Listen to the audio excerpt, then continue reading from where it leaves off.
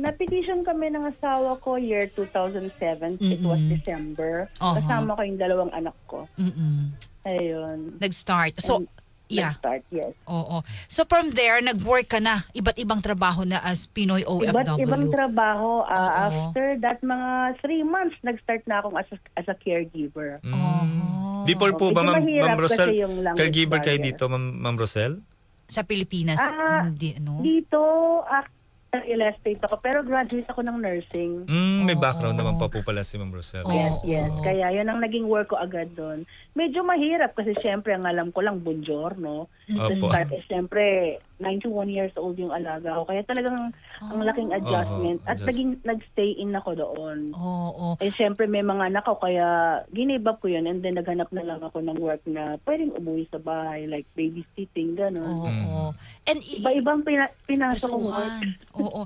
Bilang Pinoy OFWs, Mate Rosel, ilang taon ka ngayon na 10 years na ba? 15 years as working OFWs? I think mag-18 years na ata. Ang tagal na rin, Yes. Paano mo kinakaharap yung mga challenges bilang isang, like, malayo ka sa family mo or kailan mo lang sila nakasama? Tsaka paano mo ito nalagpasan?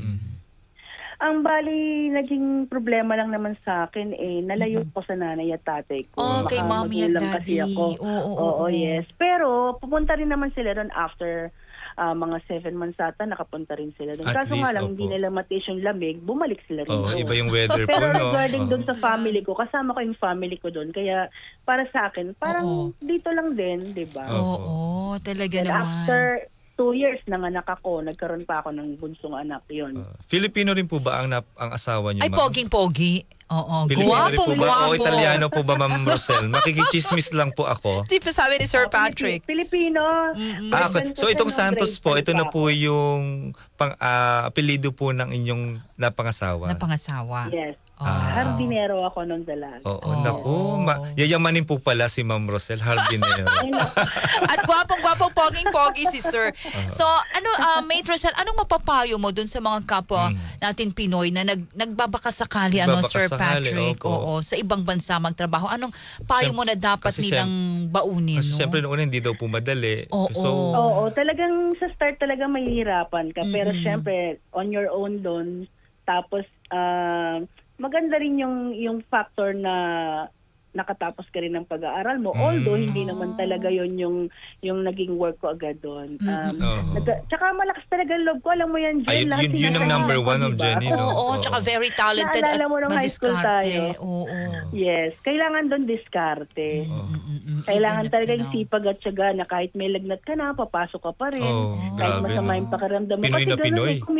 Kasi commitment talaga yun doon Biruin mo from caregiver, babysitter. Nag-DH din ako. And then nag-chamber may din ako sa 5-star hotel. And then lately nga, nagkaroon ako ng small business ng catering. Pero may catering ako noon, pero nagkaroon ng pandemic. So medyo na-stop. Kaya food orders na lang ako. Nagtinda rin ako ng mga branded items. And then, last year, na-try ko naman din yung mag-work sa yate. So ngayon, sa yate na ako nagwo-work ngayon. May question lang ako kay Ma'am Rosel. Ma'am, kamusta po kayo nung pandemic? Anong pandemic? Swerte naman kami ng pamilya ko, ng asawa ko. Hindi kami naapektuhan kasi ang tawag nito, kahit di kami pumapasok, may sweldo kami. Ay, ganun sana yung sa government yun Sorry po, mapapasana all ka na lang. Sa Italy. May ayuda, pero bawal lumabas. Kailangan isa lang ang mamamalin. Ma'am, kung hindi lang po ako lalabas at may ayuda ako, hindi na lang po ako, sa bahay na lang po ako. Talaga? Biro lang po. Sa Italy, no? Ma'am Jenny, may tanong lang ako kay Ma'am Rosel. Yung pong, di ba po, bago kayo makapunta ng Italy, may mga proseso at kailangan nyo pong pag-aralan po ba ang mga lengguwahe po nila? Tama, ganun po ba ang proseso? Yung adjustment, no? Actually, dapat, marunong ka na rin na meron ka na sanang basic. Pero okay lang, doon ka matututo Okay. Matututo ko sa mga bata, sa mga anak mo na nag-aaral. Never ako nag-aral ng lingwa ng Italiano. Bale, natuto na lang ako sa work.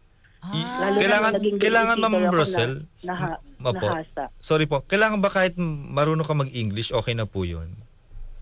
Siyempre, English is the universal language. Kaya nga madali tayong makahanap ng work dahil sa English natin. Pero doon, nag-i-start na rin silang magsalita ng English.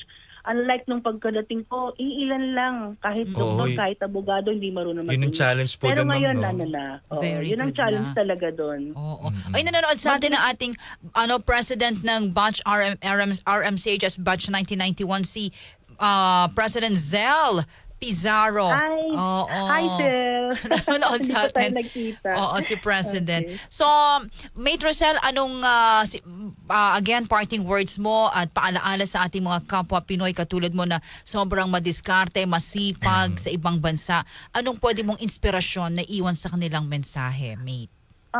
Simple lang naman Pag may pangarap ka sa pamilya mo, lahat gagawin mo kahit mahirap. Yun lang ang simple doon. Tapos ngayon po, meron din po mga direct hire ngayon hanggang 2028. Ang Italian government po, naglabas po sila ng law na starting this 2026 until 2028, meron pong direct hire. Meaning to say government to government po ba yan? O hindi naman? O direct talaga na agency? Kailangan lang meron kang employer. Ayun. Okay. Alam ba, may kamag-anak ka dun sa Italy or may kakilala ka, yun, hahanapan ka ng employer, yun. Pero walang masyadong gastos dun. Ma'am Rosel, meron lang po mga question kasi na yung iba kasi parang daw pag direct, possible daw na maloko, ng illegal recruitment. So ano bang ma-advise nyo? Ang ma-advise ko kasi yung asawa ko pumunta doon direct hire. Tinulungan siya ng ate Rowie ko. Ano, magtuturist ba muna? Ano bang advice No, hindi tourist. As in, pagdating mo doon, may work ka na. So kailangan talaga makahanap. So through online man pwede tayong makahanap, no? Pag online, Mate, pwede? Pwede rin, pero mas maganda yung may kakilala ka doon. Kasi marami rin, alam mo, maraming scammer, di ba? Oo nga.